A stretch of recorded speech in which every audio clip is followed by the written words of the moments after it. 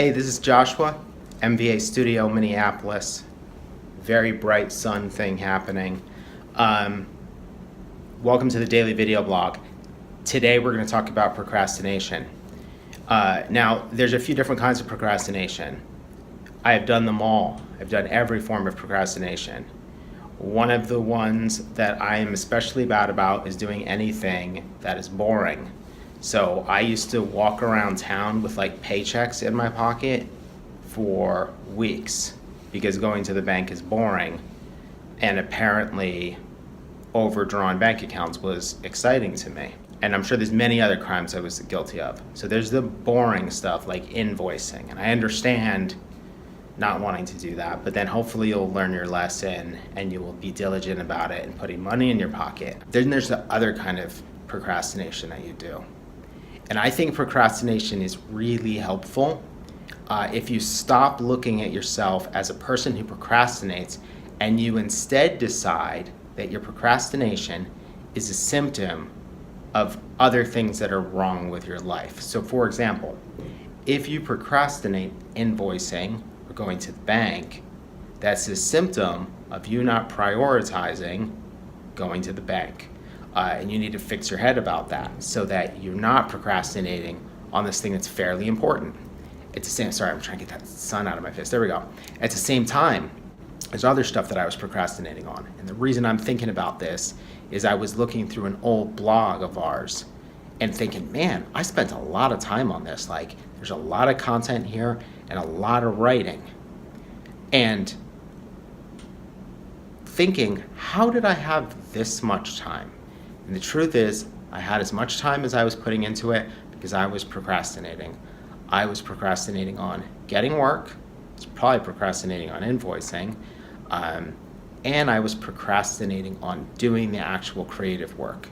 One of the things about that procrastination that I think is so important to analyze is, like, procrastinating on getting new work. Like, why was I doing that? I wanted to do new work. That was a symptom of being insecure. And because I was insecure, I was afraid of what people might think of the messages I was sending out. I was afraid they would think I was being too pushy. I was afraid that today they would think I wasn't good enough or ready to work for them, and that I might be jeopardizing a future opportunity. So that's some of the stuff I was doing. So I was not putting our work out there because I was afraid. Now, I could not admit that at the time, so the way I procrastinated was I tried to do this really good blog with the idea that that would bring people in. And of course, I shouldn't say of course, but it did not work for me. Maybe it works for other people. But then there's the procrastinating on the creative work. And why was I doing that? I was doing that because my process wasn't good enough. I don't procrastinate on creative work now, even if I'm doing something for free that I agreed to do.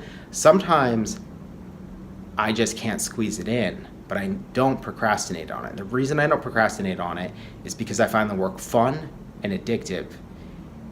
And I find it fun and addictive because I've unraveled the right process that I need to make work. And that was not something that I had done earlier. So I procrastinated like all through community college and like the first big chunk of my career. And I did that because my process was messed up. Didn't understand why, and that's probably part of what also led to not trying to get work.